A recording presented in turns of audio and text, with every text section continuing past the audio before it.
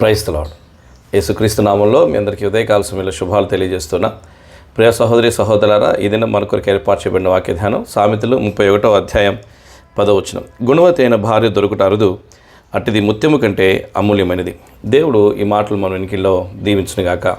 ప్రియ సహోదరి సహోదరులారా, ఉదయకాల సమయంలో మనం జ్ఞాపకం చేస్తున్న ఈ దినం భార్య కుటుంబానికి ఎంతో ఆధారమైన వెన్నెముక లాంటి దైవికమైన జ్ఞానమును పిల్లలకు బోధించి భౌతికమైన విలువలను పిల్లలకు నేర్పించే ఒక అమూల్యమైనటువంటి అవసరత, అమూల్యమైనటువంటి ఆశీర్వాదం కుటుంబానికి భార్య అనే స్థానం ఎంత గొప్పదంటే, అది దేవుని చేత ఆశీర్వదించబడితే ఎంతో గొప్పగా కుటుంబాన్ని, సమాజాన్ని తీర్చిదిద్దుతుంది.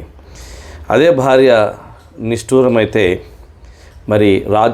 రాజులు కూడా నష్టపోతారు.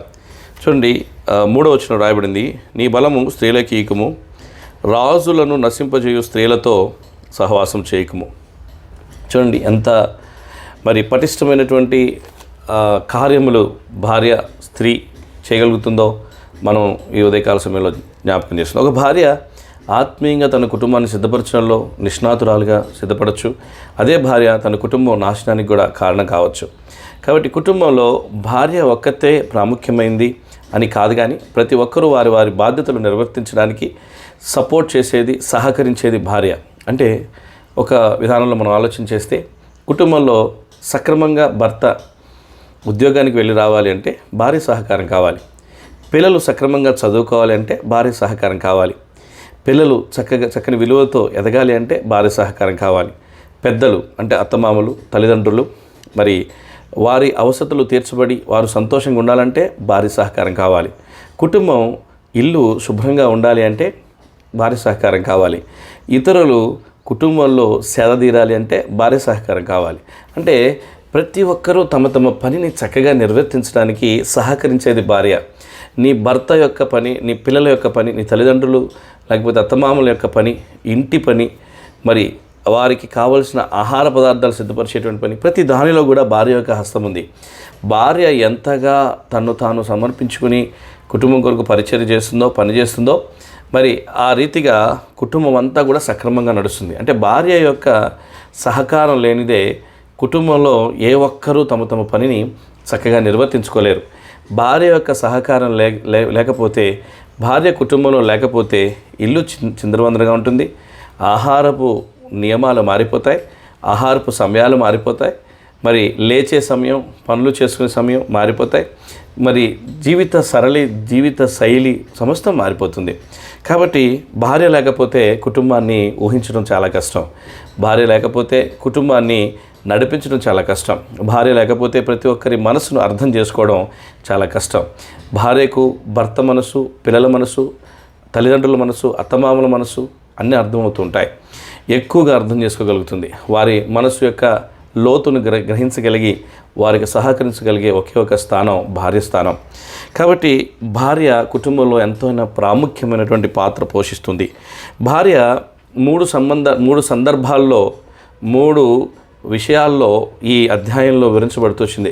భార్య, గుణవతి అయిన భార్య దొరుకుట అరుదు, అది ముత్యము కంటే కూడా చాలా విలువైనది, అమూల్యమైనది అని జ్ఞాని లెమూయేలు చెప్తున్నాడు. కాబట్టి ఇక్కడ మనం జ్ఞాపకం చేసుకుంటే, భార్య కుటుంబంలో ఎలా ఉంటుంది, బయట ఎలా ఉంటుంది, బయట వారితో ఎలా ఉంటుంది, పెనిమిటితో ఎలా ఉంటుంది, తన యొక్క వ్యక్తిగత జీవితంలో ఎలా ఉంటుంది అనే విషయాలు మనం ఇక్కడ జ్ఞాపకం చేసుకుంటే, మొదటిగా కుటుంబంతో భార్య ఎలా ఉంటుంది అంటే 11-12 వచనాలు, ఆమె పెనిమిటి ఆమె యందు నమ్మిక ఉంచును, అతని లాభ ప్రాప్తికి వెలితి కలగదు. ఆమె తాను బ్రతుకు దినములన్నీ అతనికి మేలు చేయును కానీ కీడేమియో చేయదు. కాబట్టి ఇక్కడ మనం జ్ఞాపకం చేసుకుంటే, భర్తకు కుటుంబానికి మేలు చేసేదిగా ఉంటుంది, కీడేమీ చేయదు. తన భర్తకు కీడు తన ద్వారా జరగకుండా, తన కుటుంబానికి కీడు తన ద్వారా జరగకుండా చాలా జాగ్రత్త పడుతుంది భార్య. కాబట్టి భార్య యొక్క అవసరత ఎంతైనా ఉంది కుటుంబానికి. తన ద్వారా భర్తకు నష్టం కలగదు. నిజంగా మనం జ్ఞాపకం చేసుకుంటే చాలామంది భార్యలు తమ భర్తలకు ఎంత నష్టంగా ఉంటున్నారు, ఎంత కష్టంగా ఉంటున్నారు. ప్రియ సహోదరి, అక్క, చెల్లి, మీరు బాధపడద్దు, మీ వల్లే కుటుంబాలు సక్రమంగా నడుస్తున్నాయి. మీ వల్లే మరి భర్తలు పిల్లలు చక్కగా ఉంటున్నారు. మీ వల్లే కుటుంబాలు సంతోషంగా ఉంటున్నాయి. కాబట్టి మీరు సక్రమంగా ఉంటేనే కుటుంబంలో అన్నీ సక్రమంగా ఉంటాయి. దయచేసి నిర్లక్ష్య పెట్టద్దు, బద్దకించొద్దు. వ్యక్తిగతంగా భార్య ఎలా ఉంటుంది చూడండి. 13వ వచనంలో ఆమె గొర్రెబొచ్చును అవిసెనారును వెదకును, తన చేతులారా వాటితో పని చేయును. 15వ వచనంలో చూస్తే ఆమె చీకటితోనే లేచి తన ఇంటి వారికి భోజనం సిద్ధపరచును, ఆమె పనికతులకు భత్యం ఏర్పాటు చేయును. 17వ వచనం మనం చూస్తే ఆమె నడికట్టు చేత నడము బలపరుచుకొని చేతులతో బలముగా పనిచేయును. 19వ వచనం చూస్తే ఆమె పంటెను చేతపట్టుకుని తన వేళ్లతో కుదురు పట్టుకొని వడుకును. కాబట్టి ఇంత చక్కగా తను వ్యక్తిగతంగా మరి చాలా చక్కగా కష్టపడి పనిచేసేదిగా ఉండాలి. అమ్మా, మిమ్మల్ని ప్రేమించి దేవుడు చెప్పేటువంటి మాట, మీరు మీ కుటుంబంలో బలంగా పనిచేయండి, శక్తితో పనిచేయండి, బలమైనటువంటి కార్యాలు జరిగించండి. దేవుడు ప్రేమతో మనకు ఈ ఉదయకాల సమయంలో బోధిస్తున్న మాట, తల్లి నువ్వు చక్కగా దేవుని కొరకు కష్టపడి పనిచేయి. కుమార్తెవైనా, భార్యవైనా, తల్లివైనా, ఏ స్థానంలో నువ్వు ఉన్నా నీ పని నువ్వు బలంగా నీ చేతులతో కష్టపడి చేయి. దాని ద్వారా నీ నామానికి, నీకు, నీ కుటుంబానికి, నీ దేవుని నామానికి మరి ఘనత వస్తుంది. కాబట్టి ఇక్కడ మనం జ్ఞాపకం చేసుకుంటే తన భర్త ఎక్కడుంటాడు? 23వ వచనంలో ఆమె పెనిమిటి దేశపు పెద్దలతో కూడా కూర్చుండును, గవిని వద్ద పేరుగొనిన వాడయుండును. మంచి పేరు సంపాదించేటట్లుగా, మంచి పేరు తన కుటుంబానికి తీసుకొచ్చేదిగా భార్య ఉంటుంది. భార్య ద్వారా భర్త గొప్ప స్థానాల్లో ఉంటాడు. భార్య ద్వారానే భర్త నష్టపోయి కుమిలిపోయే పరిస్థితుల్లోకి కూడా వస్తాడు. కాబట్టి ఈ విషయాన్ని గుర్తుంచుకుని దైవికమైనటువంటి స్త్రీగా, పరిశుద్ధ స్త్రీకి తగినట్లుగా కుటుంబంలో ప్రవర్తించడం అనేది చాలా ప్రాముఖ్యం. ఉదయాన్నే లేచి ఆహారం సిద్ధపరిచే ముందు కుటుంబం కొరకు ప్రార్థన చేయి, మోకాళ్ళ అనుభవం కలిగి ఉండు. రాత్రి కుటుంబం కొరకు ప్రార్థన చేయి, మోకాళ్ళ అనుభవం కలిగి ఉండు. ప్రతి విషయంలో దైవికమైనటువంటి ప్రార్థనా జీవితం కలిగి నీ కుటుంబాన్ని ముందు కొనసాగింపచేయి. భార్య యొక్క పవిత్ర ప్రవర్తన వలన భర్తలను మందిరానికి రాబట్టవచ్చు అని పేతురు నొక్కి వక్కాని చెప్తున్నాడు. కాబట్టి మీ చేతిలో నీ కుటుంబం ఉంది, నువ్వు దైవికంగా దాన్ని నడిపించవలసిన దానివై ఉంటున్నావు. బయట వాళ్ళ పక్షంగా ఎలా ఉంటుంది? 20వ వచనం చూస్తే దీనులకు తన చేయి చాపును, దరిద్రులకు తన చేతులు చాపును. కాబట్టి వారికి సహకరించేదిగా, వారికి మేలు చేసేదిగా, దీనులకు దరిద్రులకు మేలు చేసేదిగా, వారిని పట్టించుకుని బయట వారితో కూడా ఎంతో మంచిగా ఆ కుటుంబం, ఆ తల్లి ఎంత మంచిది అని బయట వారు కూడా సాక్ష్యం చెప్పేటట్లు ఎంత గొప్ప ఆత్మీయ జీవితాన్ని ఒక స్త్రీ కలిగి ఉండగలుగుతుంది, ఒక భార్య కలిగి ఉండగలుగుతుంది. నీ కుటుంబాన్ని అలా కట్టుకో. భార్య లేకపోతే కుటుంబం పరిస్థితి ఎంత దారుణంగా ఉంటుంది ఊహించు. నువ్వు కష్టపడి పనిచేసి భర్తకు, కుటుంబానికి గౌరవం తీసుకురాగలిగిన దానివి, పేరు తీసుకురాగలిగిన దానివి, మరి అతడు మంచి పేరు కొన్నివాడై ఉండును, పేరు సంపాదించగలిగిన దానివి, నీ కుటుంబానికి, నీ ఇంటికి గొప్ప పేరు తీసుకురావడానికి కారణం నువ్వే.